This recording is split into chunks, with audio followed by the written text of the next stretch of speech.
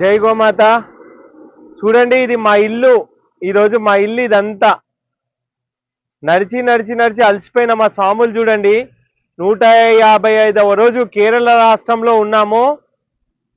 బాధంతా ఏంటంటే, ఒక దేవాలయం దగ్గర మాకు అవకాశం దొరికింది పడుకోవడానికి. కానీ అక్కడ వాళ్ళు మమ్మల్ని అక్కడ దేవాలయంలో నీళ్లు వాడొద్దు, అక్కడ పడుకోవద్దు అని చెప్పి ఒక 3-4 వచ్చి అక్కడ ఇబ్బంది పెట్టడం జరిగింది. ఒక రకంగా మమ్మల్ని అక్కడ నుంచి గెంటేశారు అనుకోవచ్చు. ఈ రాత్రి అప్పటి నుంచి దాదాపు 1 గంట సేపు తిరిగాము. మా సిద్ధు అన్ని పెట్రోల్ పంపులు చూసి ఇక్కడ వచ్చి ఈ పెట్రోల్ పంప్ లో, ఇండియన్ ఆయిల్ పెట్రోల్ పంప్ లో, ఇక్కడ ఇది ఇండియన్ ఆయిల్ పెట్రోల్ పంప్ చూడండి, ఈ పెట్రోల్ పంప్కి వచ్చాము. బాధంతా ఏంటంటే, మా తల్లి రిధిమాత ఒక్కటి ఇందులో పడుకుంటుంది ఈరోజు. రిధిమాతకి ఇది మా రిధిమాత కోసము. ఇక్కడ దీనికి చూడండి, మా సిద్ధు పాపము రాత్రి పగలు దీన్ని కనిపెట్టుకొని ఉంటాడు. ఫ్యాన్ కూడా పెట్టి ఓపెన్ గా పెట్టి అందరం దీని చుట్టూ పడుకుంటున్నాము.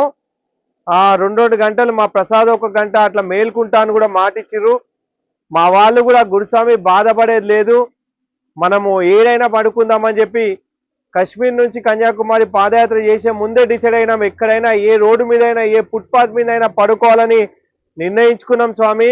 ఈ ధర్మాన్ని, గోవును కాపాడుకోవడానికి ఏదైనా చేయాలని అనుకున్నాము.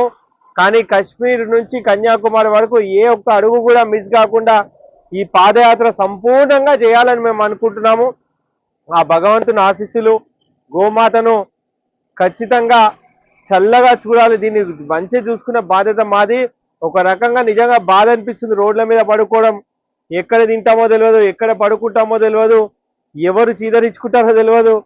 ఎవరు ఒకరు ప్రేమ చేస్తారు, ఒకరు చీదరించుకుంటారు, ఒకరు ఆదరిస్తారు, ఒకరు దగ్గర తీయరు. ఈ విధంగా ఎన్నో రకాల ఇబ్బందులు ఈ పాదయాత్రలు ఉంటుంది. ఇక్కడ మేము ఈరోజు అందరం కూడా ఇక్కడే పడుకుంటాము. జై గోమాత, భారత్ మాతాకి జై.